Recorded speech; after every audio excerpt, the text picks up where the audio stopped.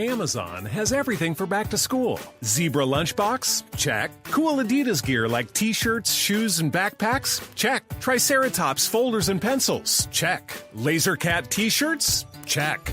Get your back to school shopping done now at amazon.com/back-to-school and enjoy free shipping on millions of items. No need to leave your home or hassle with crowds. Amazon.com. No better place to get everything back to school from A to Z. Blog Talk Radio.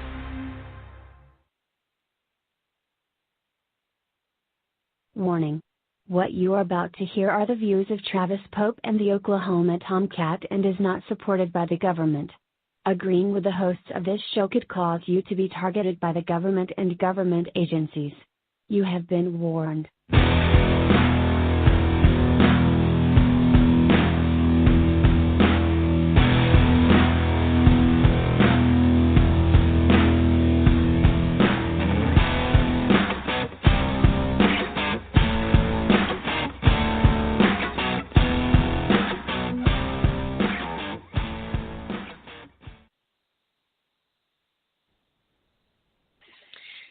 Good morning, Utah, the state of the Mormons.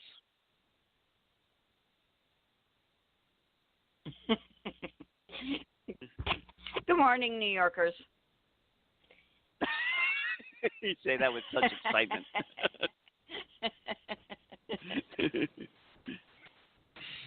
Do we have Travis on yet? He's on. He's quiet. He must be dialing while he's asleep. Good morning. Good morning, Colorado. Yep, see, he's dialing while he's asleep. No, I'm inside the store, so I had to mute it for a second. Oh, okay. He got a late start to get up and get his stuff.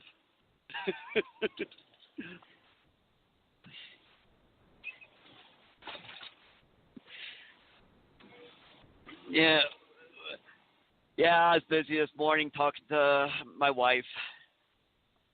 She's been getting up early and calling me every morning. It's lovely. Oh, wow. Yeah. That takes a lot for her because she's not a morning person. Yeah. Just like the radio show, I am not a morning person. 9 o'clock is it. Sorry, guys. Gals. Wait a minute. Wasn't it her that chose the time and dates and the days? Yeah, what she did is she said, what's the earliest I can wake up? All right, 9 o'clock's my limit.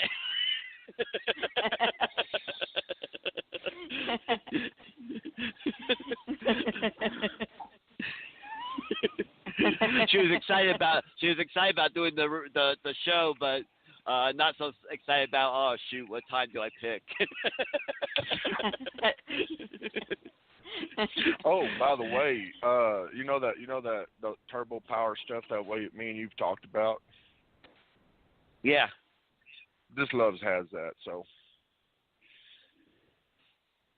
Yeah, I end up getting finding at the that One Loves, where at first the guy said that they didn't have any, and then I finally found it, so I did get some just in time too, because my other vitamin is about to end.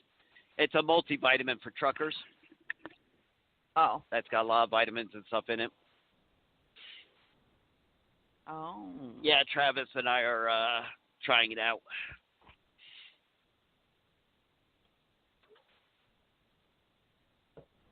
Originally, we thought I had a lot of potassium because potassium is the hardest thing to get, but your body needs it, and it's highly recommended for diabetics to have lots of potassium because potassium's used in the storing of the sugars.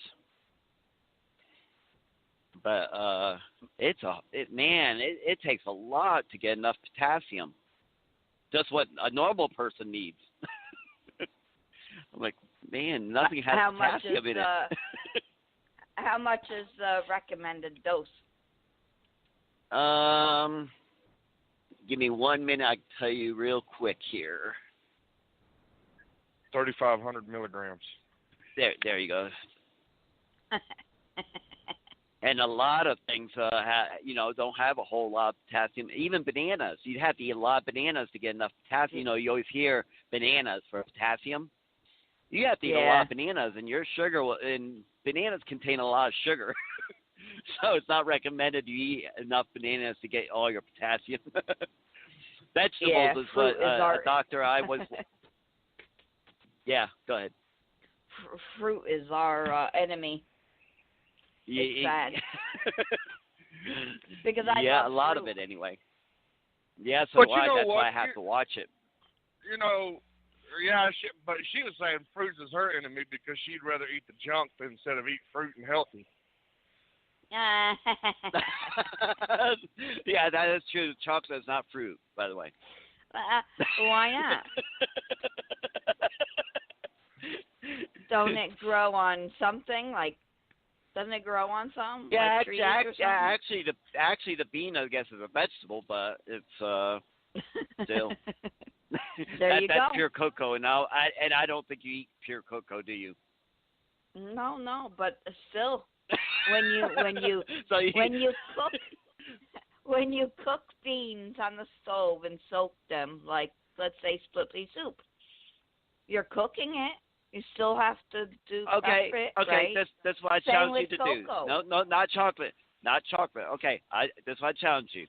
Take cocoa bean and eat that, and then yes, you'll get a lot of potassium, by the way, because that does contain potassium, and that is healthy for you. I bet you won't do it because if you're cooking, well, you're talking about chocolate. Yeah. Go ahead. Go buy some fresh cocoa beans and boil them and make you some cocoa bean soup. There you go. And tell us how that works out for you. No. By the way, both Travis and I do take cocoa powder, just pure cocoa, and yeah, it's something that you probably wouldn't eat with a spoon. Just eat by itself. No, I have done it. And I don't it's like very it. bitter. Yeah, it is very bitter. It's disgusting. Yeah, but it's not bad whenever you mix it in with your shakes and stuff. In the morning. Yeah, that's what we do. Oh. Yeah, because of the natural sugars in fruit and vegetables, puts enough sugar in it. Because I also put pure cinnamon in mine. Yeah, I do that with my oatmeal. With cinnamon? Yeah, cinnamon's good. That helps with your sugar.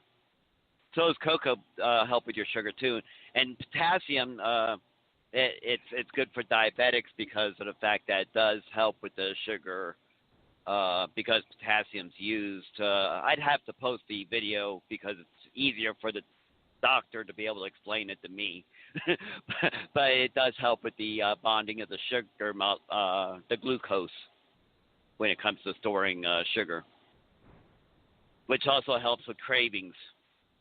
That's what prevents us from. It? See, a lot of people they'll crave stuff, and what they're thinking is they're craving sugar.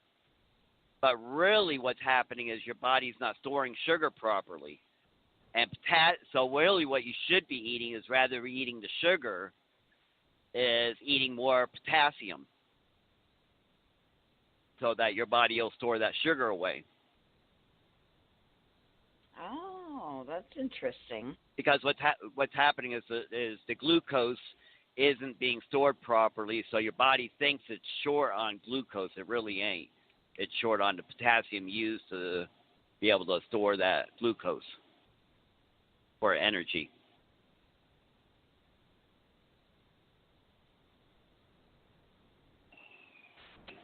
Yeah, I'll post a video and I'll tag you in, Edith, so you can see. Okay. Yeah, so what I've been I don't trying to eat do is work healthy, on getting my potassium. I don't eat right, but at least I do little things to make up for what I don't do.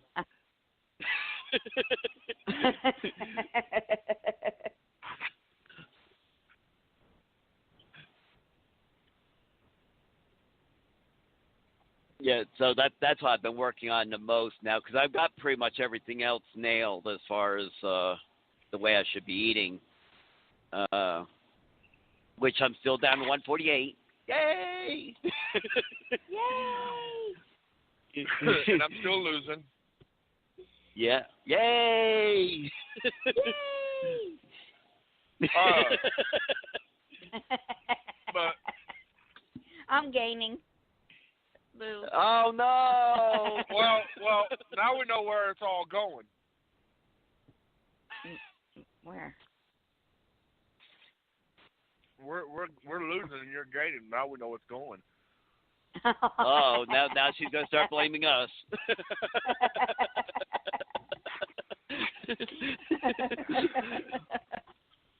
See, it's not my fault. It's Travis and the Oklahoma-Tomcat. Yeah, so you can't never get rid of matter. Matter has to go somewhere.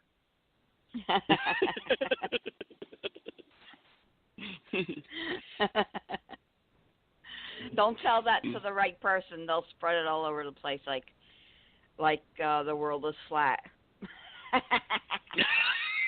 the world ain't flat?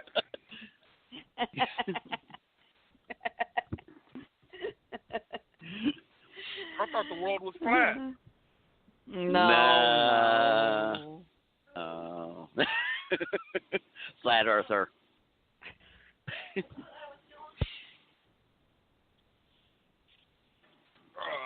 Oh, wait a minute. You're telling me Oklahoma Tomcat is still in Utah? Yep. Talk about slow. I think you miscalculated because I'm still running on time. I'm still showing that I'm getting. Yeah, you did. I thought about that last night. I was like, he miscalculated so badly.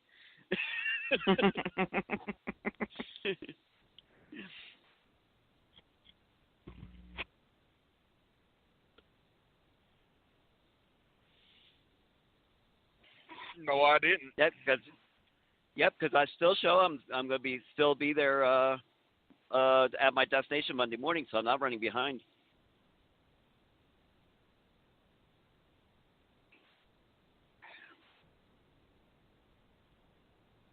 In fact, I'm right on track. Before you leave Utah, send me a postcard from Utah. Oh, you're too late. There ain't no more places.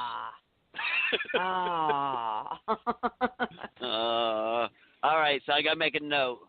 Send Abigail and you postcards. Man, that's going to get expensive. Like Huh? I That's said gonna get she thinks expensive. just like me.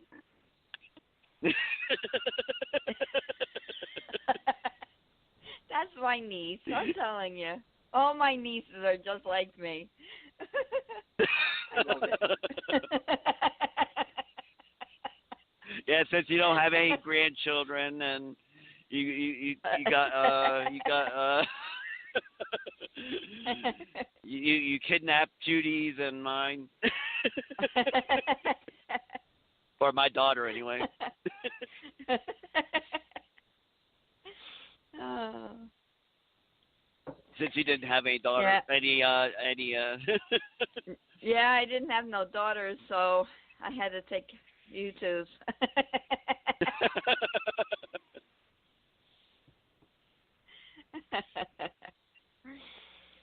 Oh, daughters. Yeah, Huh? I only got one kid. Yep. She's just got Travis. No, I am not her kid. No.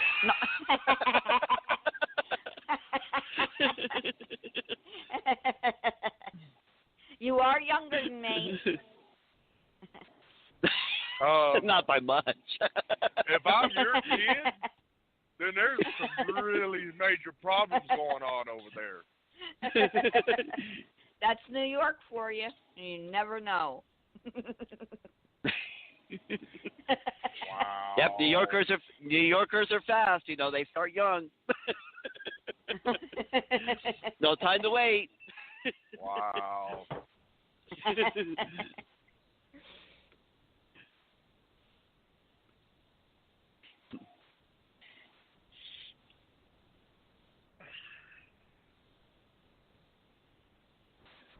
Oh, finally got it. I'm finally got online. It was giving me problems. Now I'm fixing to be on studio. Oh no.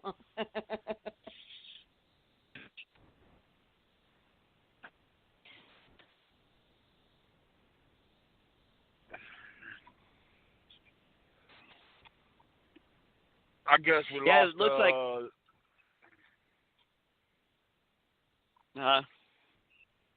Oh, you're back. I thought we lost you already. Oh. I didn't go nowhere. I'm still here. I guess Cuomo up there in New York, the governor, I guess he's able to help out a kid that loses his lemonade stand. Uh-oh. Oh, yep. I think we lost him. Scandals. The scandals going on up there. Oh, is there a scandal? Because I didn't know.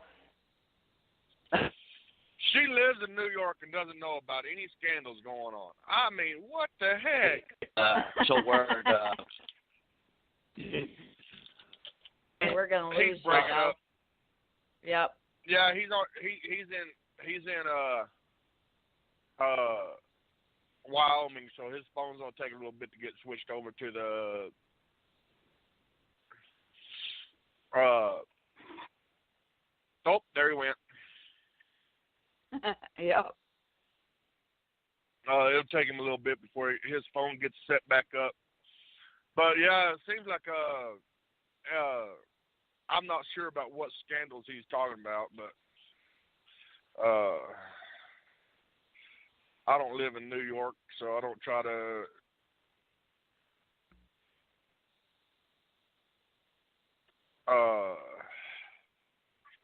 keep up with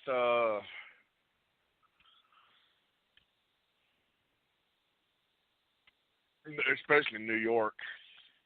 But I guess I ought to because New York is always trying to push their stuff onto everybody else.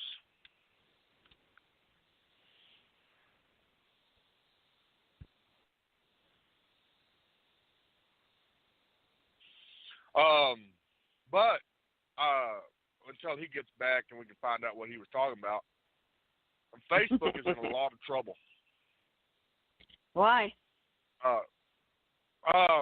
Well, they're losing their base. People ain't paying for them anymore. Their stock is dropping.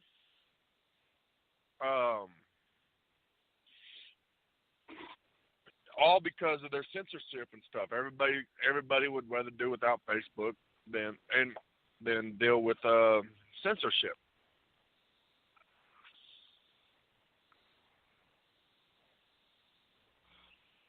That's a horrible website anyway. Yep. Not only, their stock is dropping. And Facebook wants to blame everybody else instead of looking at the what's really going on is that people are tired of the censorship.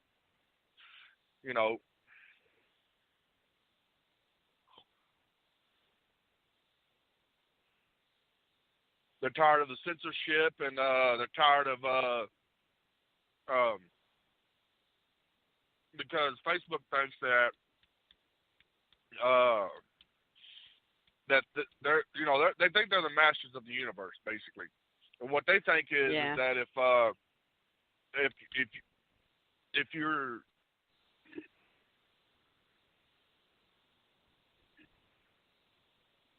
if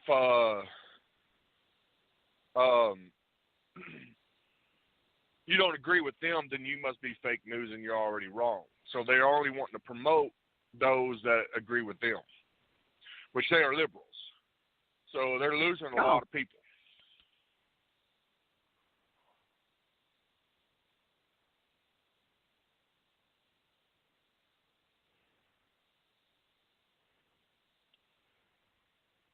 It's too much of a pain anyway. They should have got rid of that. Yeah, I just think if we didn't have Facebook, you wouldn't have had a stalker. Yeah.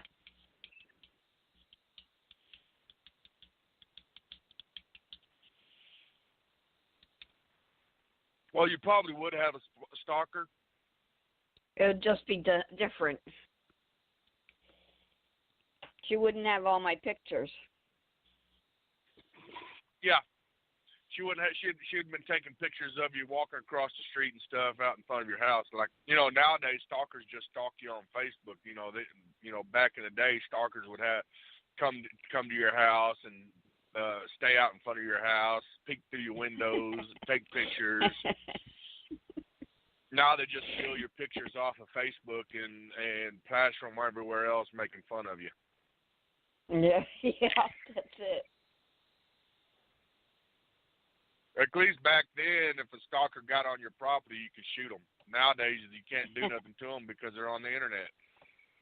I know. And no one really cares, They're like, oh, well, that's normal. Suck it up. Everyone's been through it.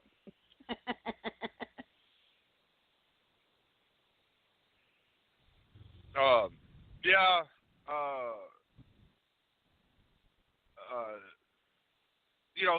I kind of wish we did have the old stalkers back, the old stalking methods back, because it was easier just to get rid of somebody like that.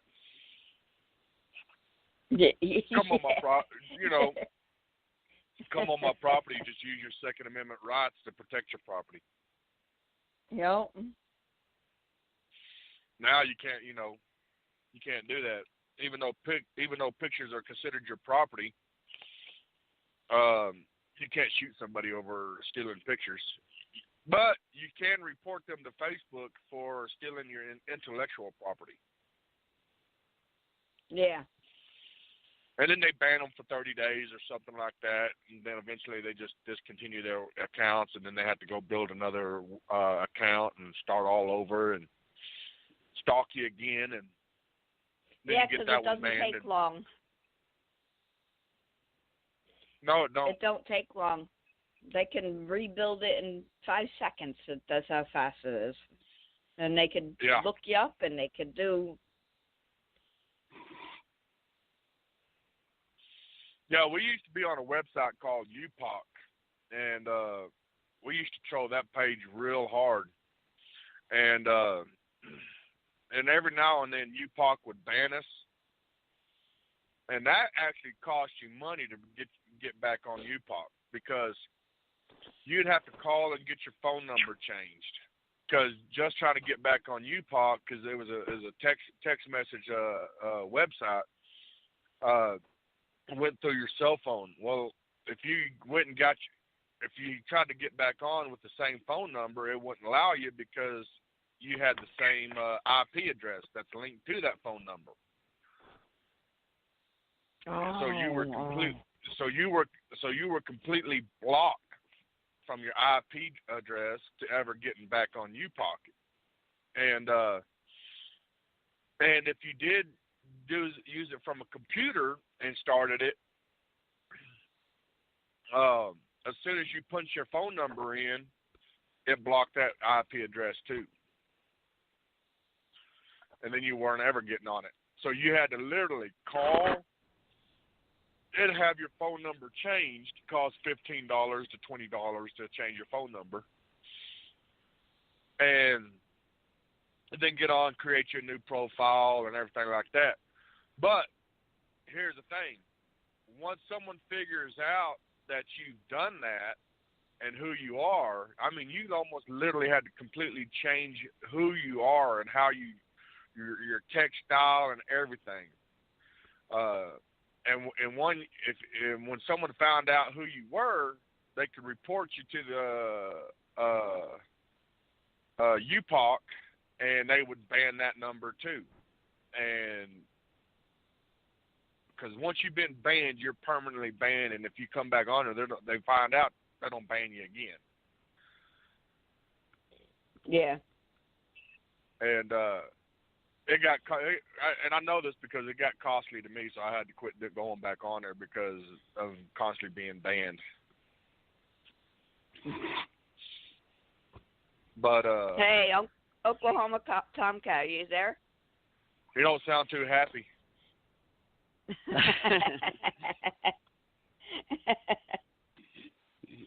Yep, did not sound. Yeah, I'm out of the I'm out of the steep grades, but still in the mountains. So we'll see how long I stay on until.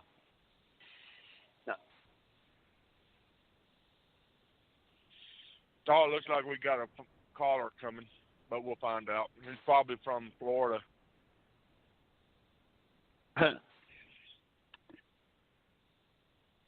So what was you talking about? I forget. You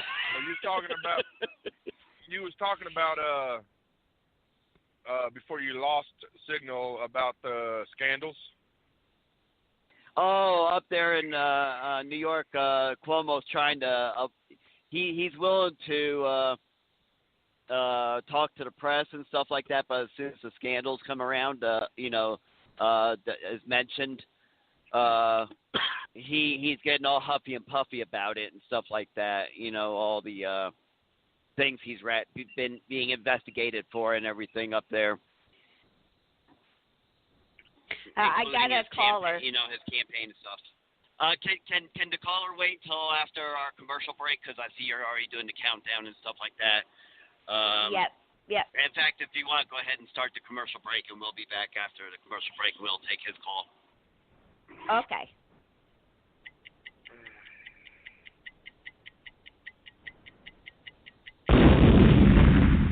The Liberty National Network.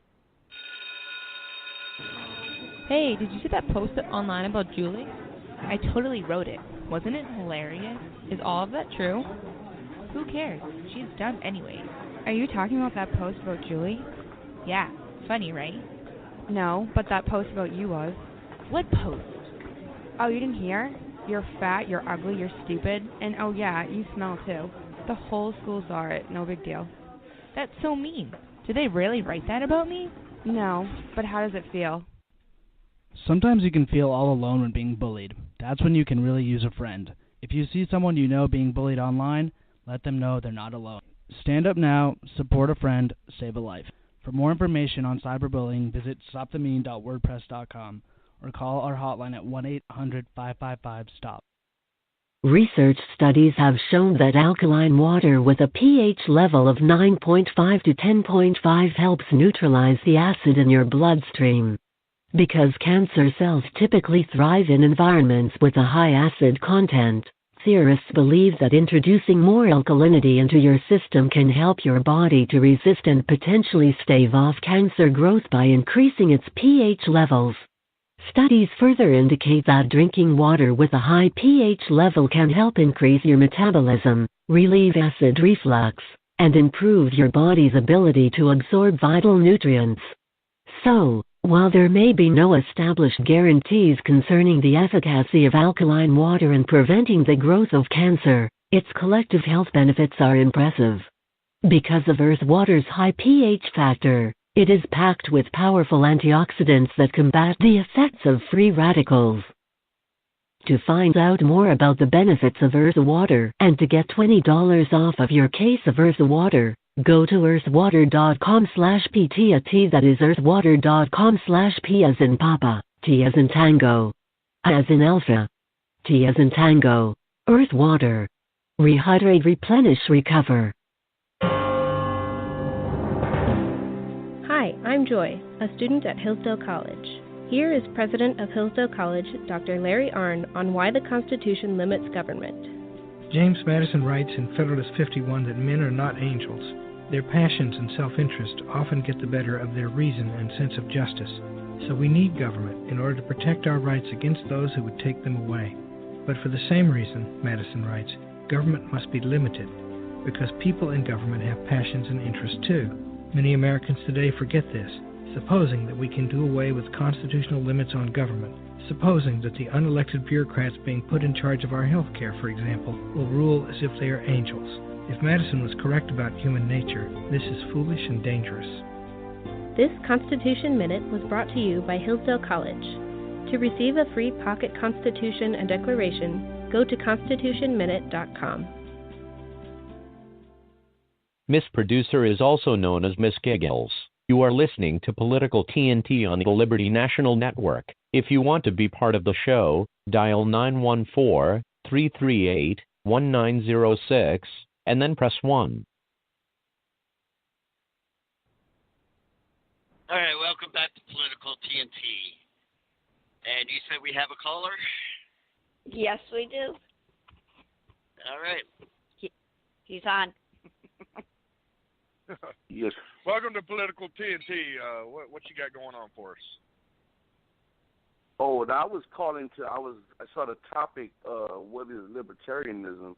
And I was calling to listen to the discussion of what is libertarianism. I hear people say they're libertarians, but I'm not sure, exactly what that means. I'm not sure what makes them distinguishable from people who say they're Republicans. Yeah. Well, and this topic that I chose to be our show today because one of my posts that I made on Oklahoma-tomcat's page is I got comments. Some people and Travis has seen it. Seen it also, and I've seen it in several groups and stuff where I posted and somebody will, and you got people who, while Obama was in office, a lot of people were criticizing libertarians for being actually Republicans or conservative, and now we get hit with a lot of people who call us libtards and liberals, and one discussion I was having, somebody, and I was getting into it, and even the guy running for senator in Oklahoma got in the discussion, Cass Otto, where somebody was criticizing me for being a liberal, and I found that a lot of people are confused about what a libertarian is. And so that was going to be something that Travis and I was going to talk about. Looks like we lost him anyways. Well, he still has that. No. Oklahoma-tomcat. He's up there in Wyoming. But libertarians, and we'll get more into the discussion about this, is how would I put it? Fiscally conservative and socially liberal. I guess that would be the way to put it. Because as a libertarian, I don't care how you live, care what you do to your body. If you want to do drugs, that's your problem. That's not my problem, as long as I don't have to pay for it. And it goes in depth. Me and Oklahoma-tomcat, we're actually against abortion, but the Libertarian Party takes a stance is we don't want to even, whatever you do with your life is your business. It's none of our business.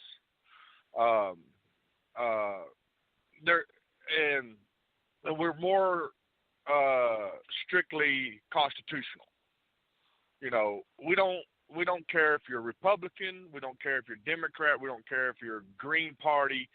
If you're not following the Constitution, we're gonna call you out on it. And that normally gets us called liberal. It normally gets us called liberals on the Republican side, and it normally gets us called conservative on the liberal side. because if it's not constitutional, we don't want to have nothing to do with it, and we'll call you out on it. Like for instance, this wall that they're wanting to build, you know, everybody might be for it. A lot of the conservatives are for it. As a libertarian, I don't want to build it because I don't want to have to deal with the money on it. Mm-hmm. That's my money that they're throwing at it. Mm-hmm. I don't want to pay taxes on that. Mm-hmm. And then the upkeep of it, the constant upkeep on it for the next 20 years, or longer, because it's going to be there forever. The upkeep on it's going to overstay its usefulness, because then I'm still going to have to pay for the maintenance on it. Then my kids are paying for the maintenance on it, and so forth. And then we'll have to pay more for the guards on it. And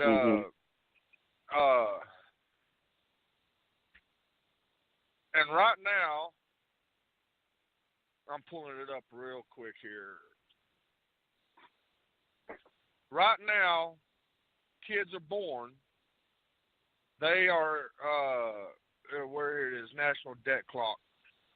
Just to be born in America, they're already $58,085 in the hole per child born in America. That's not right.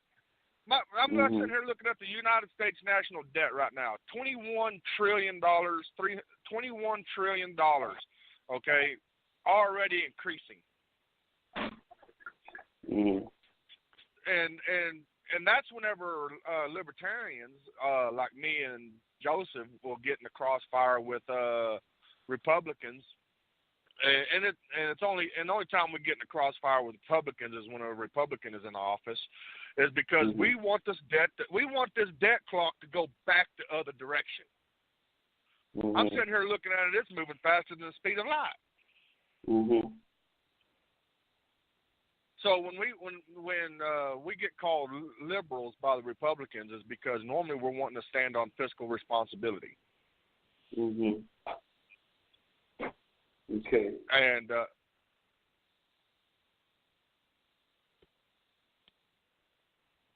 And what was you about to say? No, I was listening. How do you view the current president? Do you feel he's a libertarian or he's a Republican, or how does he fit into your scheme of things according to libertarian standards? What was that again? I hear an echo in the background. I'm sorry. Yeah, the current president, how do you view him according to libertarian standards? Is he a libertarian? He's a Republican? Or, how do you view the current president? He is not a libertarian. He has some libertarian views. He's done some things that would be considered libertarian. But a lot of the things that he is doing still, because if he was, the $2 trillion omnibus bill that they passed, the proper thing for him should have done was not sign it in the bill. We didn't want the the American people don't get to vote on that. How come we're being taxed another $2 trillion? For crap. Everything that we've ever fought against during the whole Obama administration was in that $2 trillion omnibus bill that they refunded everything that we've been fighting against. That was really a Democrat bill. Why are we accepting anything that we've been fighting against? And that's the thing is that we as libertarian, we got to take what the politician says and line it up with the Constitution. If it doesn't line up with the Constitution perfectly, I don't care what bills they've passed. I don't care what laws they've passed to try to make it constitutional. Is it in the power and scope of the federal government? If it's not, then I don't want to have nothing to do with it. And 90% of the stuff they pass up there belongs in the states and not on the federal level. Let's say, for instance, the drug. Here's one. Even though Trump has come out and said that he would sign a decriminalization of the marijuana, okay? It's none of y'all's business anyways. There shouldn't be a war on drugs from on the federal level anyways. That's a state issue. That's a 10th Amendment issue, not a federal issue. So you're just telling me, oh, we're going to let you have a little bit of the Constitution back. What? No, you don't give us all the Constitution back, and you don't get out of our lives. That's the way I look at it. Well, let me ask you this. I hear a lot of references, and it's both libertarians and it's both those who consider themselves conservatives. And I don't know, would libertarianism come under conservatism? No, only whenever, like I said, it's more of a constitutionalist party. Okay. Libertarian. Right. I hear references to the Constitution a lot, often. I even hear one group call themselves constitutional conservatives. But I never, ever hear any particular references to any articles or amendments in the Constitution to exemplify what they're arguing for or what shouldn't take place. Yeah, we do that. We do that sometimes on the show and stuff when we're talking about specific bills. We brought up like in the omnibus bill, we brought up specific areas in the omnibus bill that has no power over the federal. That the federal government has no power. For instance, they've been talking about border security. Nowhere in the Constitution does it allow the federal government to stop immigration to coming over. It tells us that they can set rules for naturalization. But if California wants to import workers and bring workers in for their fields, that's California's business. If Texas wants to bring in import people from another country to work their fields or whatever, that's Texas's business. That's not the federal government's business. The federal government's business is to say, this is what we'll accept as far as becoming not becoming a U.S. citizen. So yeah, you can come over here, and even if you have a baby over here, it's not even the 14th Amendment does not allow people from foreign countries to say, oh, now I got a baby here. It's the anchor baby syndrome. That's not even constitutionally sound. That's just been twisted because the 14th Amendment was made for slavery. To make the slaves citizens. It wasn't to be used generations from there as a way to come over and drop a kid on our soil and say, oh, now my kid is a citizen. Now you can't ship me back to the country. No, that ain't how it's supposed to have been. It's been abused, but it's been abused by the liberals too, because the liberals are now saying, well, that's how it is. No, it ain't how it is, and that wasn't how it was. Let's get back to the original intent of the Constitution. They don't want to go to the original intent of the Constitution because the federal government loses power. Okay. The FBI, the CIA, the ATF, all these bureaucratic bureaus and stuff, the 3 or 4 letter bureaucracies up there, none of them are constitutional. Well, what do you think? What do you think about Social Security, Medicare, and Medicaid? Social Security, Medicare, and Medicaid. Those are not. Again, those are not constitutional. Okay. So you would be for abolishing those things? Yeah. Yeah, I would be for abolishing every one of them because one. They're not being used. You put more into Social Security than you ever get out. That's my money, and Social Security is also being used to pay for people that have never put a dime into it. Social Security original intent was what I put in is what I get out. Mm-hmm. Now it has come to, and I wouldn't have agreed with it back then. Now it has come down, what I put in, someone else gets out, and what someone else puts in, I'll eventually get out. It's already in the brinks of bankruptcy because of the federal government dipping their hands into it. Mm-hmm. So if the federal government can't even take care of Social Security correctly, why would I want them to pay for my health care? Mm-hmm. Mm-hmm. You know, which none of them are on the scope of the federal government anyways. They shouldn't be bothered. They shouldn't be bothered with that. But what happened is that what they've done is created, because of it, they have created new enforcement officers for that stuff, to take money out of our pockets. Look, I can invest my own money. I don't need y'all to do it. Mm-hmm. Okay.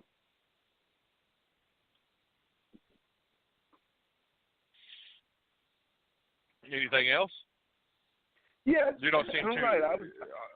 Are you satisfied with that, or you're like, oh no, you're taking away our social? Huh? I said, are you satisfied with that answer, or are you like, oh no, you're taking away our Social Security?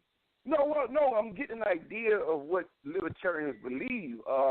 Is there any point in time in American history that you feel it was more libertarian, or it was close to libertarian existence? Oh, well, back whenever we was pretty much under the Constitution, when the Constitution was followed. And what we have today is not even a constitutional republic. What we have today is not even a constitutional republic. If we would go back to the original intent of the Constitution and return back to the way it was, where the federal government's supposed to be, then what's more, and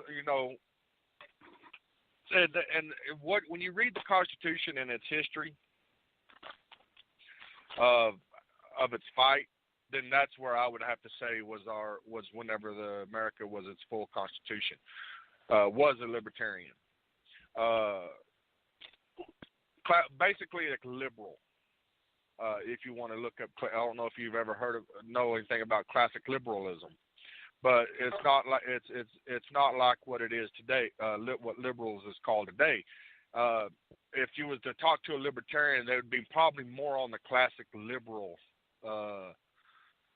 stance. As far as that's an old matter of fact. Sometimes even on my Facebook page, I'll put on there my political views, classic liberal. And people are like, "Oh, you're a liberal," just to get them riled up. And I say, "Well, why don't you go look up and see what classical liberal means, and Jeffersonian and stuff like that." Mm-hmm. So, when you look at the original Constitution, it didn't have any amendments beyond the 10th Amendment.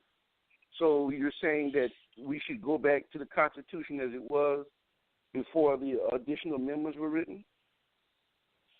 No. I just wish our federal government would go back to actually listening to the Constitution. I've never will support slavery. And under the original amendments, then there was slavery. I like it after the 50s. Okay. The U.S. always was an evolving republic. Nothing ever was perfect. If we say that slavery was not good, then that meant from the very beginning the republic was not perfect. Correct? Yeah. But even if you look at our founding fathers and stuff, and read what a lot of they were saying, they didn't want slavery in the Constitution. They didn't want slavery at all. But there was they wouldn't have been able to get the country formed without putting it in there. So it was a catch-22. You either form a country and let it be together and be successful to invasion from other countries, and by not adding, by keeping slavery out, or do you add it? And a lot of people don't realize when they made the slavery amendment, where they put slavery in it. Whenever they said the slaves were 3/4 man, right? Right. Did you know that it was put in there like that not as an insult to the slaves or future generations, because the slave owners didn't want the slaves to be counted at all. They didn't want them at all in the Constitution. So the founders, the ones that were for getting rid of slavery altogether, that in there to further hurt the slave owners. They couldn't get them in there as one vote, as one slave is one citizen. So they had to do something. They had to do something to help try to hurt the slave owners by making them at least 3/4 of a man. They didn't do that in there as an insult, because they did it to hurt somebody, because they didn't want it in there in the first place, but they couldn't get a constitution if it wasn't in there. Well, I know that the 3/5 clause was put in there for representation, because enslaved people weren't considered human beings at all. So that was put there for representation for the colonies that had a vested interest: South Carolina, Virginia, Maryland, etc. And we know that the Northwest Territory was agreed upon not to be an area where there was slavery. Indiana, Ohio, Michigan, Wisconsin, and Illinois. Yeah, but it was also put in there to hurt them, because they didn't want them on there at all, because, like you said, they weren't considered human. Mm-hmm. They didn't want them to have any reputation at all in the Constitution. By putting the 3/5 in there, it hurted them, because it hurted the ones that the slave owners. It was more of an insult to them. Okay, and which still allowed the slave to have some type of representation. The slave owners did not want them to be represented at all. Right. By putting that 3/5 clause in there, even though they signed the Constitution, it really pissed them off, because they didn't want that. They didn't even want that in there. Right.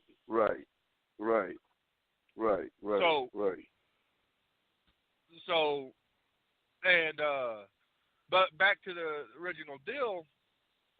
Yes, the Constitution, even our fathers told us that the Constitution needed to be revised and upgraded. That's why they put an upgrade. That's why they put a way to upgrade the Constitution in there. Okay, and it's called the Fifth Amendment. But they're not even doing that today. They're not even using the Fifth Amendment to add amendments into the Constitution. They're just passing laws and saying, okay, this is it. They're thinking the Supremacy Clause overrides everything else. But the Supremacy Clause doesn't. The Supremacy Clause says that the only time a law is supreme is if it's in line with the powers of the federal government. So they just passing laws up, to be passing laws up there. The war on drugs is not a supreme. Is not as states, we don't have to listen to the war on drugs, their laws, because it's not in the purview of the federal government. So that law that they passed, we don't have to obey it. We can do whatever we want to on the state level. Abortion was never passed legally in America. You know that, don't you? You're right. Because the Supreme Court come in and said, well, abortion is constitutional. doesn't make it so, because the Supreme Court doesn't make laws. There's nowhere in the Constitution that says the Supreme Court can make laws.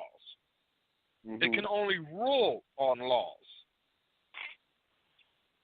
And it can only rule on federal laws or stuff laws that directly violate the Constitution. For instance,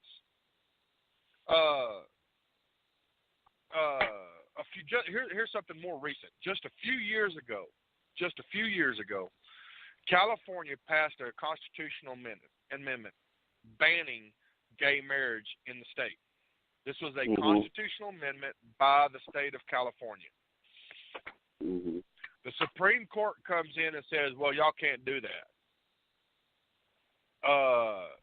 Where do you have the authority to tell us that we can't do something to our own Constitution?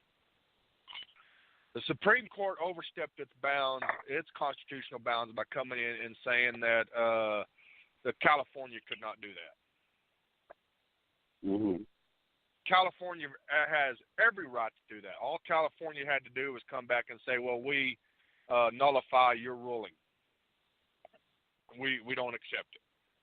But because these states don't know where their power is, they don't fight against the federal government when they come in and tell them to do something.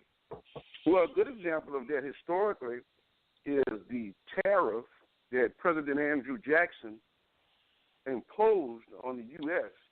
in the state of South Carolina. Rebuffed the tariffs. That's where one of the first issues of states' rights come in.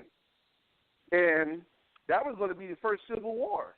And Andrew Jackson, called their bluff.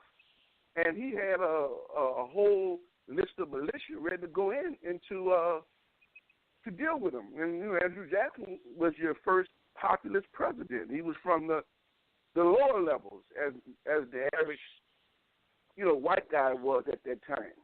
But he used the federal government's authority to let South Carolina know the federal has authority over the state. That's what it's nullification. The concept of nullification first come about. That incident in 1820s or 30s or something like that. Yeah. Well, we can see through history where the federal government can actually try to use, and they did use force quite often. Today, if a state doesn't want to do what they tell them to do, well, they tell them, oh, well, we just won't send you any federal funds. Well, the state normally does what they tell them after they do that. And by the way, Andrew Jackson wasn't the first Civil War. Pardon? He wasn't. That wasn't almost the first one. Actually, the one before that was the first one, and that was when the northern states wanted to secede from the southern states. There was an attempt for a northern secession before the southern secession. Okay, that's interesting. I didn't know what time period was that.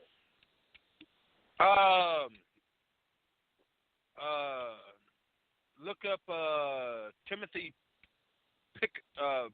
Okay. He was the leader. Timothy.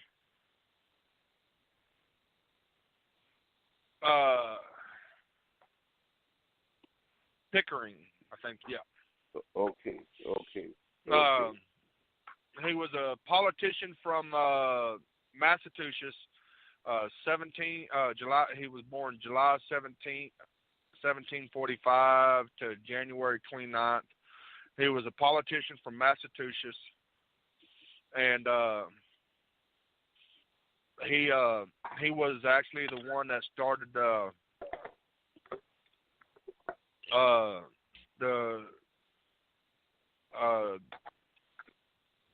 move towards northern secession, because they said the southern art. They said the southern states was trying to drag them into more taxation or something like that. I have to look more into it, but yeah, he was the first one, and that happened around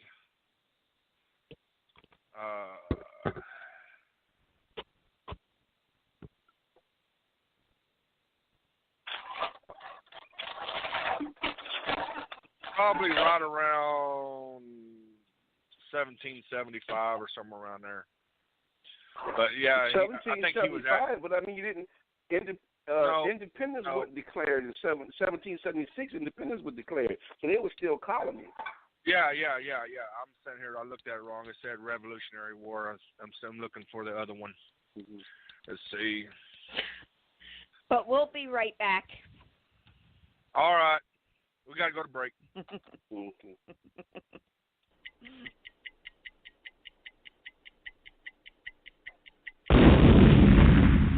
The Liberty National Network. A boy born in Joplin, Missouri was fascinated by anything with wheels and a motor. The odds of him going on to fascinate millions with his talent? 1 in 260,000. The odds of this born racer having 157 career top 10 finishes in NASCAR? 1 in 125 billion. But every driver seeks the pinnacle of their achievements. The odds of him winning both the Daytona 500 and the Brickyard 400 in the same year? 1 in 195 million. The odds of a child being diagnosed with autism? 1 in 68. I'm NASCAR driver Jamie McMurray, and my niece has autism. Learn more at autismspeaks.org/signs. Early diagnosis can make a lifetime of difference. Brought to you by Autism Speaks and the Ad Council. Not every confrontation requires the application of deadly force. Civilians have just as much need for less lethal defense tools as the police, and Truckers Defense sells several products for that purpose. Whether you are a truck driver, student, stay-at-home mom, a marathon runner, or a salesperson, Truckers Defense has the right product to help you defend yourself. Check out their line of products at truckers-defense.com. Truckers Defense. Bringing the best products for alternative defense when you cannot carry a firearm.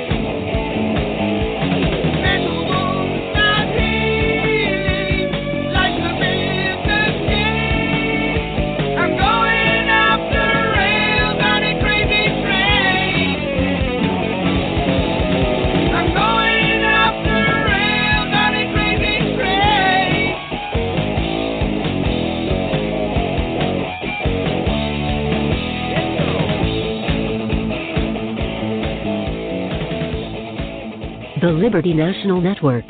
Travis Pope may sound like a big bad gorilla, but he is really a big cuddly teddy bear. You are listening to Political TNT on the Liberty National Network. If you want to be part of the show, dial 914-338-1906 and then press 1.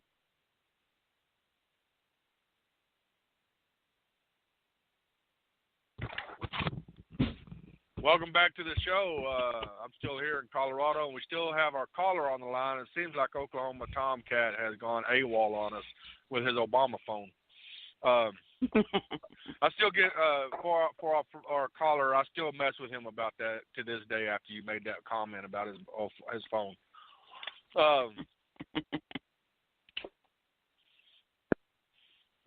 But yeah, you still with us, caller? Yeah, I'm listening. I think I have a better understanding of the concept. The concept is no federal government involvement in your life and let people do what they want to do based off the Constitution. So militia groups would be an example of, if you want to have a camp, a farm where you all have weapons and whatever ideology you have, that would be an example of in being left alone by the federal government. Would that be an example of a libertarian work in progress? Well, yeah, somewhat. When you get into the militia, that's a whole new topic. Because states, even under the Militia Act, was supposed to control the military. There's only one military in the United States Constitution that is supposed to be basically what you call a standing military, and that is the Navy. The Navy is supposed to be federally. The Navy is supposed to be federally funded, and that's because of the pirates and the other stuff that was going on. The rest of them, the militias, are supposed to be state-ran, state-funded. That's why when you read about the Civil War, they'll talk about the militias of Alabama or the militias of this or the militias of that. Or they'll ask them, well, where are you from? Well, I'm in this, because all the states were supposed to have their own military, and they were supposed to fund them and train them. And if you read the way the Constitution is written, that the federal government can call on these militias at any time for war, but they weren't supposed to fund these wars for more than 2 years. Okay. Then the people were supposed to go back to their homes. The way they have got it now, and this is because of the Civil War, because let's face it, we had the Civil War. The Northern Army damn near lost that war. They almost lost, and that was after. And after that, that's why they changed the rules. They didn't do it on a constitutional amendment. They just did it. That's why now we have a standing army today, and that's why the states no longer have a military. Well, minus Texas. Texas still has its military force. If you ever interested in looking them up, they've been in power since Texas was before when Texas was still part of the Mexico. But Texas still has a 3-branch military force in Texas: Air Force, Army, and Navy. Texas still has that, but the other states pretty much done away with it. Oh, they have their little National Guards, but they come in and train every few weeks for a weekend. Weekend warriors, what we call them. But they wouldn't be able to handle a long-term battle, especially if it came down to fighting our military. But because the South almost winning that war, it caused the federal government to redo things, and now they've taken all the basically the military force militias acts off the table, where the states no longer have control over their militias, which the Constitution gives them that right. They can still do it, they just don't do it. They allowed now basically disarming the states where they can't protect themselves against federal encroachment upon their lives. So the federal government ain't supposed to own land in these other states. You go through these states and you see federal protected, or this is the federal forest, Federal Reserve Forest, or something like that. National Park, National Forest. The federal government is not supposed to own land in these other states. That's not their land. That's not their business.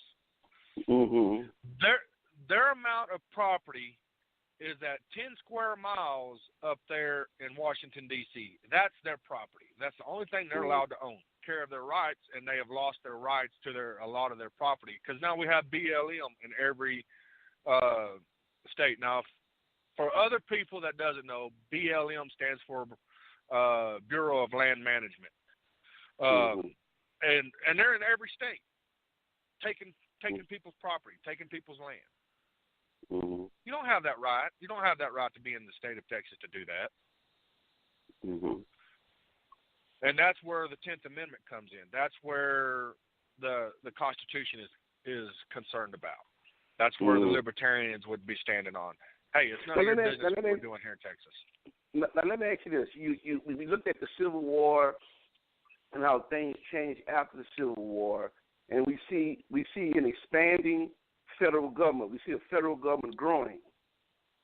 And then we get into this era of American history called the Civil Rights Movement, when you have this battle again between states and the federal government. So you had presidents, Kennedy, and et cetera, had to send in National Guard to escort kids into schools or to universities. So we see that little debate pop up then at that time. You see, between the federal government and the state. Yeah. Okay. Well, we get back to the civil rights era. Well, come on, Americans are more educated now than they were back then. There should have never been a Civil Rights Act produced, because everybody who is an American citizen has the rights to that Constitution. Whether you're voting, whether you're carrying a gun, whether you're just wanting to live your life or anything. Nobody has rights over another person, whether you're black, white, Mexican, Chinese, Japanese, Hinduese, whatever you want to put an I and E's on the back of it. It don't matter. It doesn't matter the race or heritage. I mean, the Constitution is there for everybody. The Civil Rights Act should have never been passed. The Constitution should have just been enforced. That's the way I look at it. If the Constitution was enforced, then there wouldn't have been the Jim Crow laws. You see what I'm saying? But you see, that was the whole debate after the Civil War, is because the southern states began to, during Reconstruction period, you had the freedmen were enfranchised. They were given a right to vote. So you actually had black men voting in these southern states, being elected to office, campaigning along with whites. But the Southern Confederates highly resented this. And once the Reconstruction experiment failed and federal troops were pulled out, then there was this rollback of the gains that were made. So you're looking at from approximately the 1880s up into the 1960s, being able to vote without being intimidated didn't exist. Being able to, so the federal government role was, from my interpretation of it, was to reinforce the guarantee that the Constitution put in place, because people at the state level were resisting the Constitution. Yeah, the states were. I understand that part. But see, that's the thing, though, as far as that, is that the federal government should only have been enforcing the Constitution in that area. There shouldn't have never been, because let's face it, the Civil Rights Act has completely been misused nowadays. Well, you had the Civil Rights Act of 1964 and the Voting Rights Act of 1965. Those were the two hallmark, landmark legislation to really reinforce the project of the Constitution. Then at the state level, that they were resistant to it, and then even after that, up until the 80s, there was this what we call backlash. Those Southern Democrats, called Dixiecrats, after the passage of the Civil Rights Act and the Voting Rights Act, they began to flock to the Republican Party. And then we begin to see the Republican Party become host to that Dixiecrat element and then there began to become rhetoric of hostility towards civil rights in the Republican camp up into the Reagan era.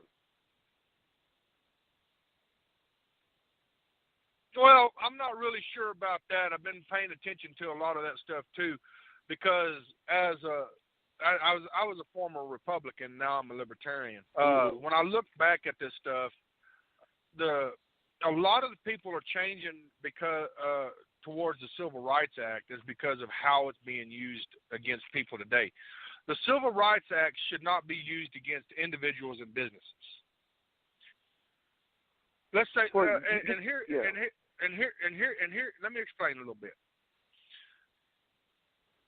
Okay. I'm taking it that you're a black man, right? Yeah. Mm-hmm. Okay. If you own a business, now I'm not going to say that this would be right to do, but it would be your prerogative under the libertarian government. Let's say you own a business. Okay. And you did not want to have no business. You put up a sign or you put up ads. Such and such owns this business, or such and such. Here's my services, and then in fine print letters down there, you put, I do not serve white people. I would support that. That is because that is you as an individual have the right to do whatever you want to with your business. Now. Would I agree with it? No, because you're just losing money now. Like the cake owner, him saying that he don't want to serve gays. That's his business. That's his prerogative. He can do whatever he wants to. I would not. I would support it. I would support it as far as as it's his liberty to do so. But I wouldn't support it on the economic basis, because, well, I'm not going to shop there then. Right. You see what I'm saying? You see what I'm saying? I think that the civil rights law, as relates to employment, impacted greatly municipal, state, and federal employment more than anything else. Because if you notice, the African American middle class was not built or based off of private sector entities in as much as it was the federal government jobs, state jobs, municipal jobs, teaching school, and working in universities. I think that those civil rights laws, if anything, impacted those areas of employment, and I don't think it did much to impact the private sector where white business owners own small businesses. I think they still have been able to carry out an unspoken policy that they don't want blacks to work there, or if they do, they'll get one.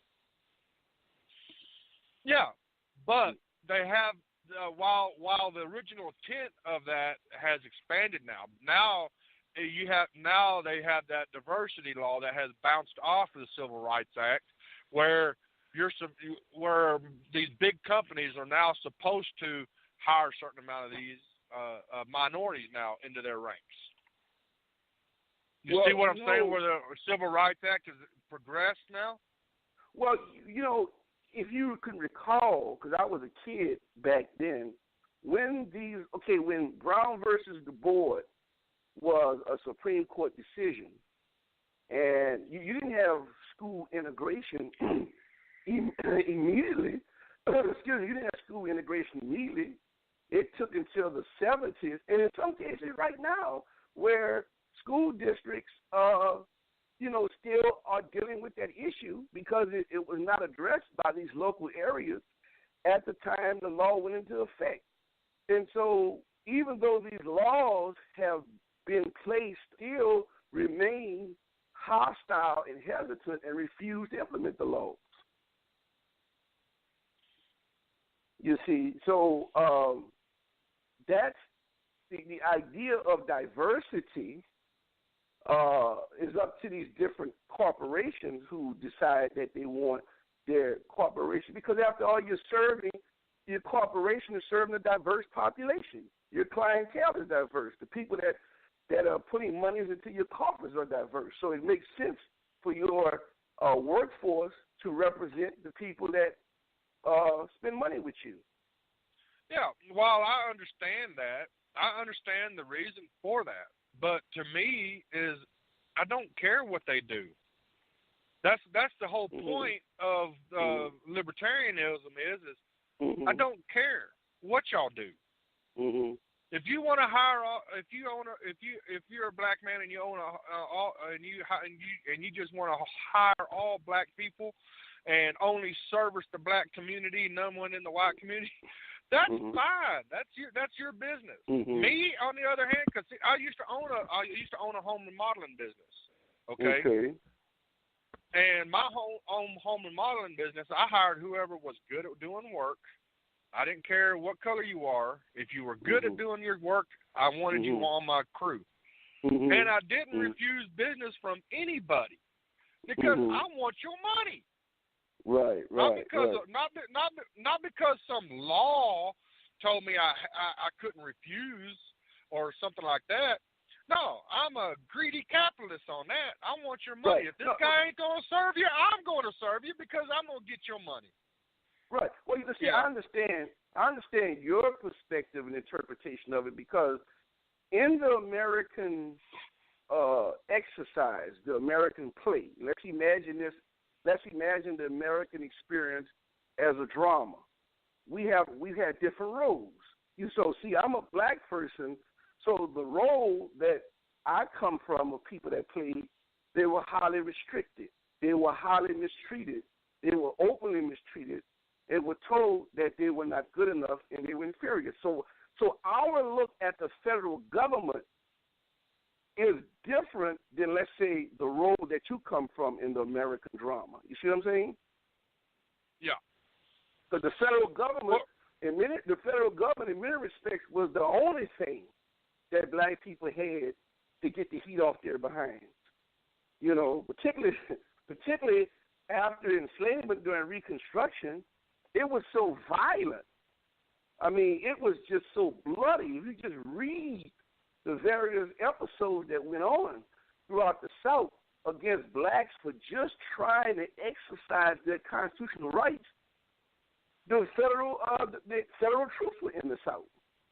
Okay, so my point is, everybody in the American panorama has a different view of role of government because they have played a different role in the American drama. Yeah.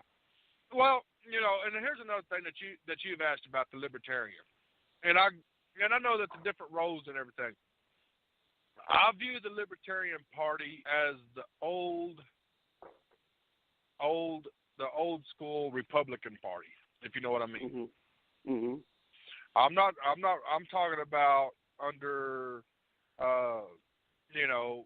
because what the Republican Party was for was the free slavery, the free slaves, and individual liberty. Okay? And that's what the Libertarian Party is ultimately about, individual liberty. We're not a collectivist. We don't believe in collectivism. We believe in individual responsibility and liberty, and what goes on in your life has no business in what I shouldn't have to pay for what goes on in your life. Right. If I was to narrow down Libertarian Party, I don't want to take just because I might disagree with owning guns. Okay, which I don't. I agree with owning guns, but let's say, for instance, I don't. Well, because I don't want to own guns, I don't care if you do. If you want to smoke weed, pump your arm full of drugs, do whatever you want. I don't care as long as I don't have to pay for it. If you want to have an abortion, if you want to have an abortion, I'm not pro-choice. I'm against it. I think abortion should be. I think we can combat abortion through education more than we can through legislation. You see what I'm saying? I don't agree with abortion, but what you do with your money is none of my business. Not to cut you off. With abortion, there are different reasons why people get abortions. There are many, many different reasons. And many people who articulate concern for life at conception interestingly, have no concern for life once it's here. You see what I'm saying? And so to me, there's a lot of hypocrisy. There's a lot of hypocrisy with people who take this real staunch no abortion. No, I don't believe people should go out and eliminate their pregnancy. But there are reasons people don't want. You might have been raped. You might have a child that will be special needs severely that you learn.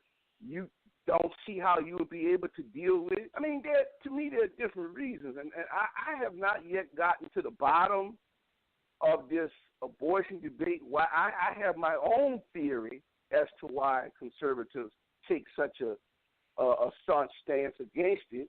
But I have yet to fully investigate this politicization of abortion.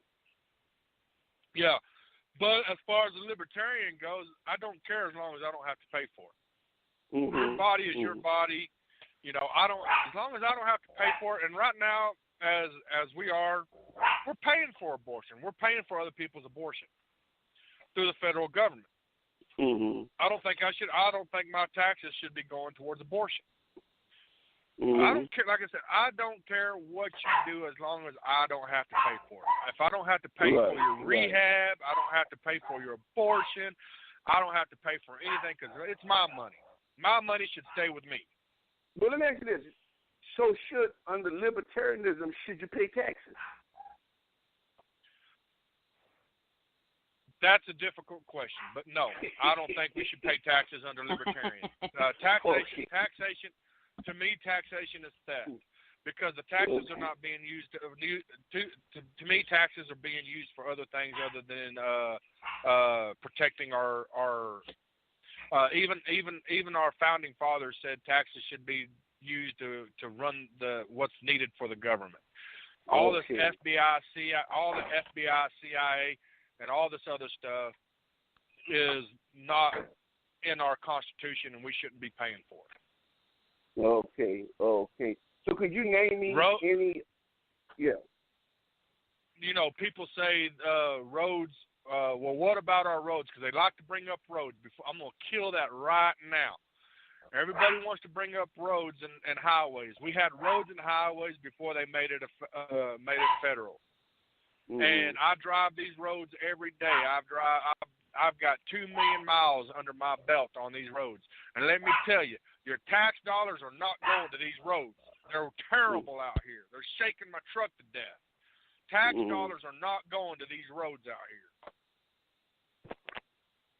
Okay. They're not going to keep these roads. Want me to tell you what your tax dollars are going to? You go to that bridge and you see how that nice bridge has been built, and it has all these graphics and emblems and all that nice, pretty stuff to make it decorative stuff to make it look good. That's what your tax dollars is going to. Mm-hmm. I don't know how making a bridge look all nice and neat and pretty like that with all them designs and arts on it is helping me to go from one point to another point. It's well, I've listened. We've gone through a litany of topics, and you've helped me really get a better understanding of what libertarianism is. Could you name me any notable writers or spokespersons that advocate libertarianism, or any books so I might further do research? Check out the Mises in as far as like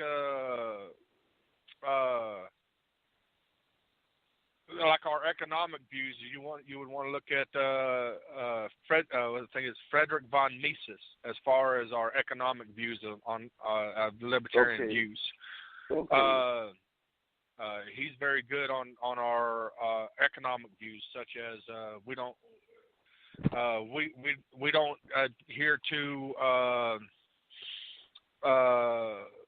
what we consider today as economics as I can't think of the name of it right now.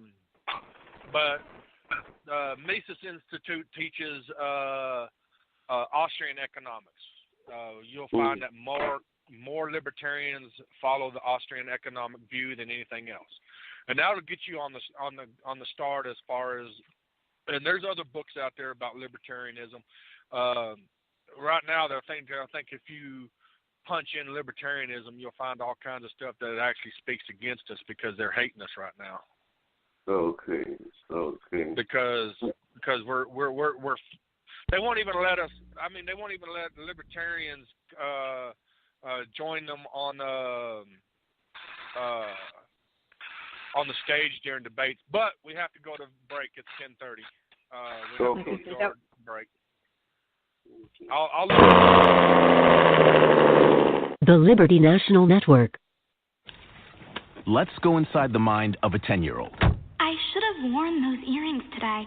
I like those earrings. Gabby has those awesome earrings. I need to ask her where she got those, but that's just what she would want me to do.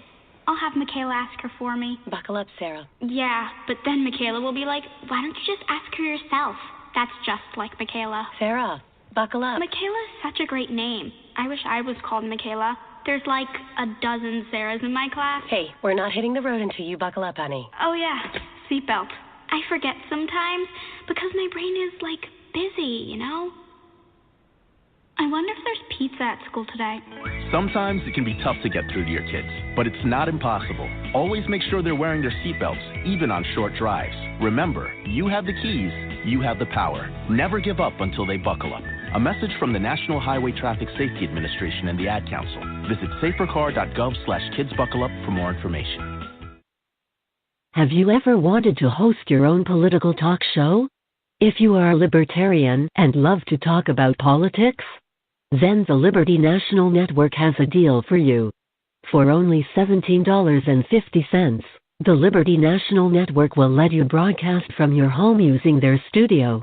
Not only will you be able to broadcast live on the Liberty National Network, but your show will also automatically be made into a podcast for everyone to listen to at any time on Stitcher Radio.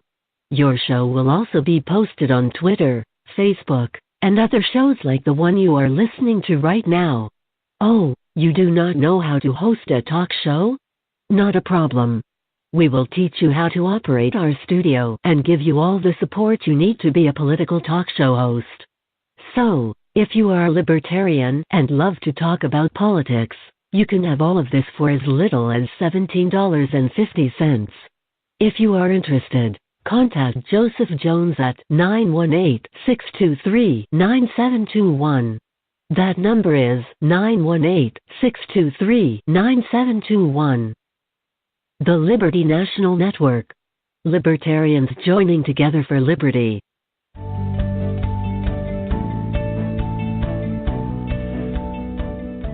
The oldest existing human that we know of is the 5,300-year-old body of a man, frozen in ice, that was uncovered by climbers in the Italian Alps in 1991. His name is Ötzi, the Iceman, and aside from being extremely well preserved, he was remarkable for another reason: the 61 tattoos that adorned his body. For as long as we've been on the planet, humankind has marked their bodies to commemorate important events, imply meaning, or signify value. Everything from a sailor's inscription of a lost lover's name to the tribal markings of indigenous peoples denoting a ceremony or achievement reminds us that using permanent markings can be one of the clearest ways to show what's meaningful to us. As it turns out, we aren't the only ones who do this. God does too. Listen to this powerful verse in Isaiah. See, I have engraved you on the palms of my hands. That verse is part of a passage where God reminds his people that he has not forgotten them, even during an extended period of captivity. And while the most important part may seem to be the fact that God has engraved or tattooed the name of his people on his body, it's worth considering where that engraving occurs: his hands. A lot has changed in the lives of human beings over the years, but we still use our hands for nearly every daily task imaginable. We look at them hundreds, maybe even thousands of times each day. The implication here is powerful, that our names are never out of God's sight. I want us to think about that. If your own life's commitments were to be written on your hands, what would they be? Work, school, your career? Or would they be the names of people in your life, family members, friends, and those inside or outside of your church community?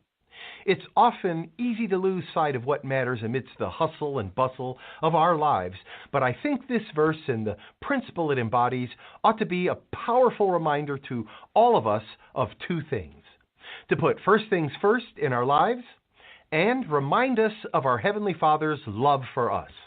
I want you to picture His hands right now, the same hands that knit the galaxies together, and then picture your own name, tattooed in His skin. Powerful, isn't it? Our God has marked us into His heart as permanently as ink sets into our skin.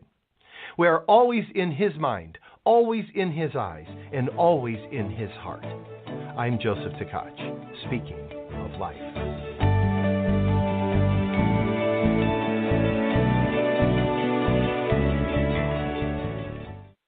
The Oklahoma Tomcat thinks he is a big tough cat, but he is actually as harmless as a kitten. You are listening to Political TNT on the Liberty National Network. If you want to be part of the show, dial 914-338-1906 and then press 1.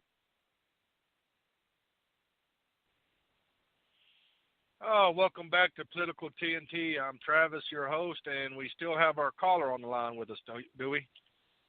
Yes. All right. You was asking about books. Here's the. You ready to write these books down to read them out? To read them? Absolutely. Absolutely. Okay. The first book. Check out the book, The Libertarian Minds by David Boaz. Okay. You'll also want to read The Law by Frederick Bastiat. Okay. The Machinery of Freedom. A Guide to Radical Capitalism by David Friedman. Free to Choose, a Personal Statement by Milton Friedman and Rose Friedman. Mm-hmm. Eat the Rich, a treatise on economics by P.J. O'Rourke. Atlas Shrugged by Ayn Rand. The Rational Optimist, Prosperity Evolves by Mike Ridley. Basic Economics, a Common Sense Guide to the Economy by Thomas Sowell. Those right there will get you going in the right direction. Okay. Yeah, I'm familiar with some of the Ayn Rand and Thomas Sowell and Friedman's. I'm familiar with those authors there. Who would you say, as it relates to large media outlets, would be the Anderson Cooper, the Sean Hannitys, the Carlson Tuckers, or the Don Lemons of libertarianism? Who would that be, and what outlets would they be working from? That is our problem as far as libertarians go, and that's what we're trying to build here at Political TNT and the Liberty National Network. Okay. There isn't really a big outlet for them.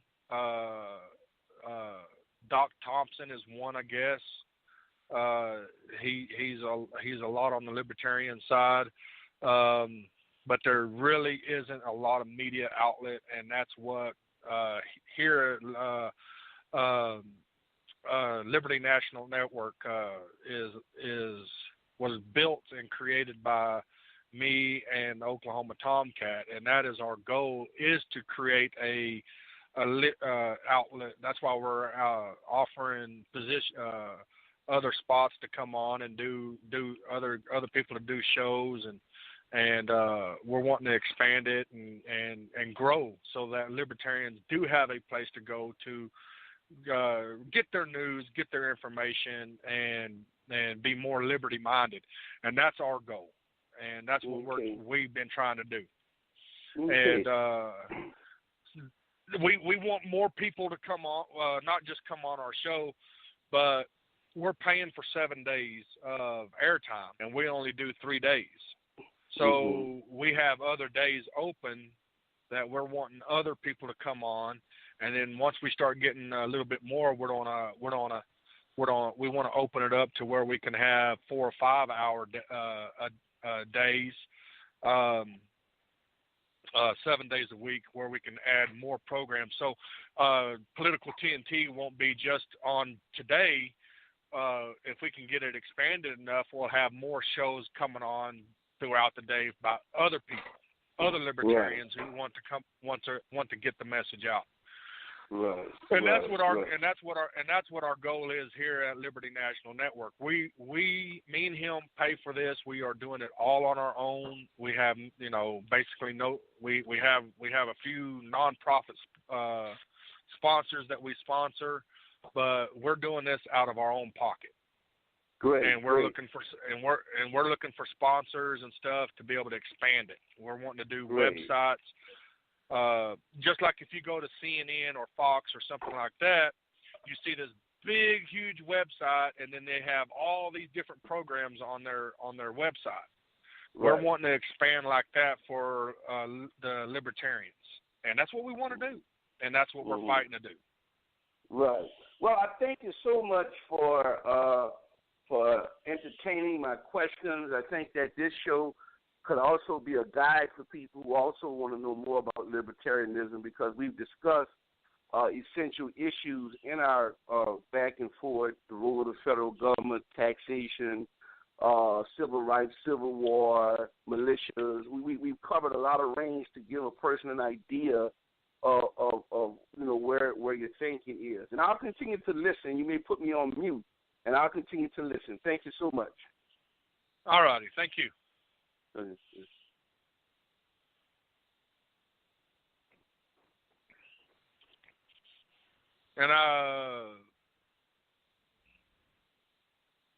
we don't that have was fun Oklahoma. there, wasn't it? I see that. He just disappeared. I know where he's at. He's in Wyoming. And even when I go through Wyoming, I have terrible signal going through Wyoming. So he probably just gave up altogether. We ought to call him and see if we can agitate him a little bit.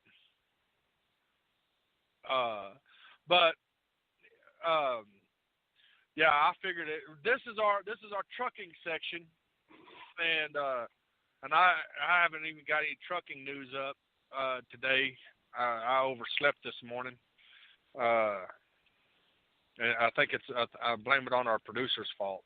It's our producer. No. She didn't call me. She didn't call me and wake me up. I sent a text. Oh yeah, texts are really going to happen when I'm asleep.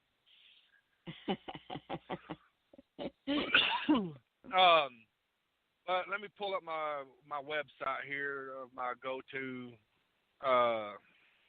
website for trucking news.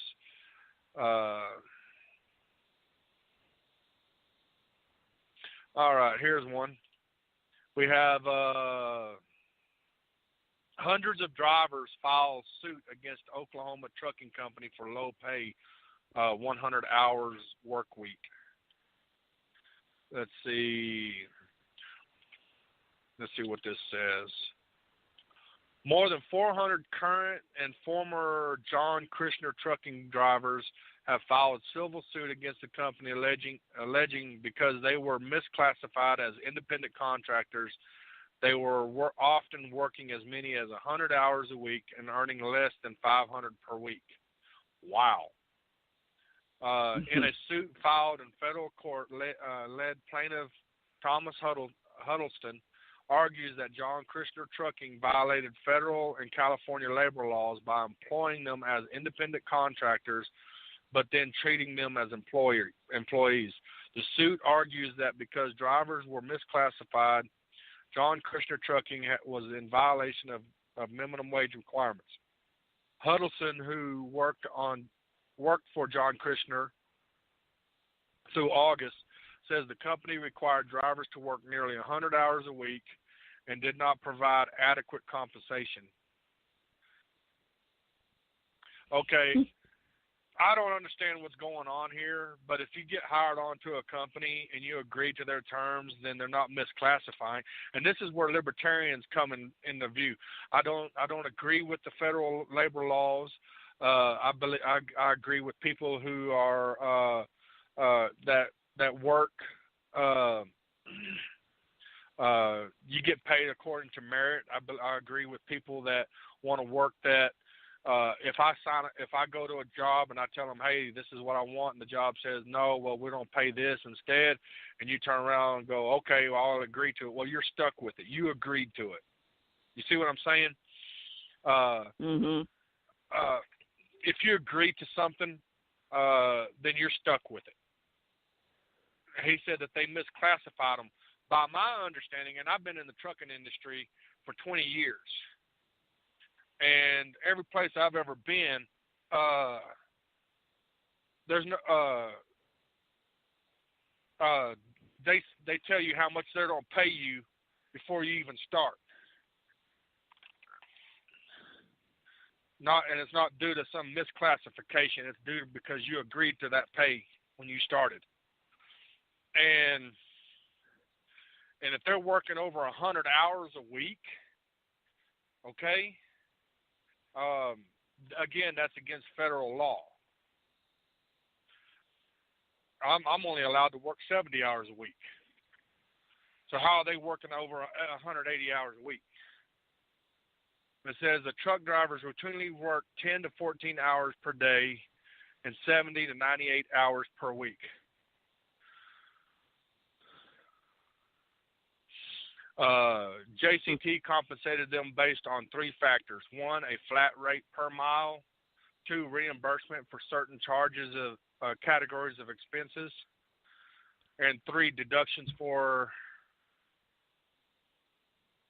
lease payment, various insurance premiums, Qualcomm, licenses, maintenance, repair, cleaning services, fuel costs, freight charges, physical. Under this scheme, their effective hourly wage was less than $7.25, the federal minimum wage. In fact, it was not uncommon for them to work. Oh man, now I'm getting what it is. They were charged as independent contractors. They were most likely what they call them, lease operators. They were lease to purchase operators, and basically they own their own business. That's what that's about. You see what I'm saying there? Yeah. So, and I know as a fact, as a business owner of myself, you routinely made less than $500 a week. One, you paid all these other expenses plus your other employees until your business gets big enough where you're actually raking in the dough.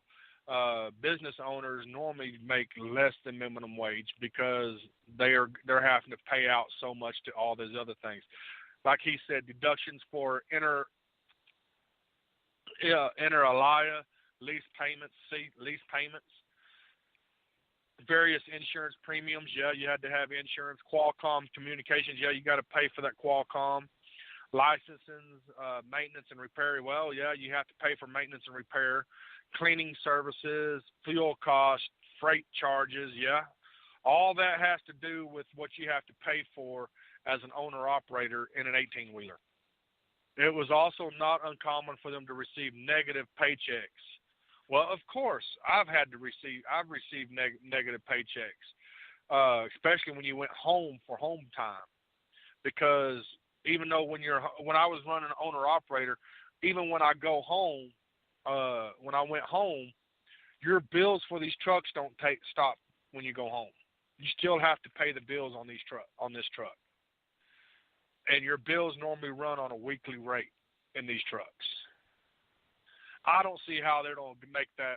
I don't see how they don't make that because, frankly, they signed a contract with them to run as a lease, because he says lease payments. So that tells me they're lease purchase operators for this company. If you start, and they went to JCT. That right there should have told you right then, don't go to JCT. I wouldn't even work as a company driver at JCT. As far as this goes, they said there's 70 and 98 hours per week. Well, that's illegal to run. So he's confessing that he's committed a crime if he works over 70 hours a week. So I wouldn't be surprised if they arrest him right there. You're allowed to work 70 hours per week. Is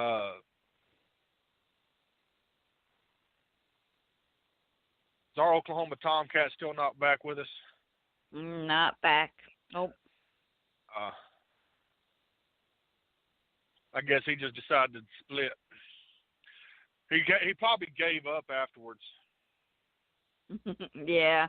If you sign on with a company and you sign a contract, that is a contract independent driver. You're making payments on your truck. You're paying for the freight. You're paying for all this other stuff.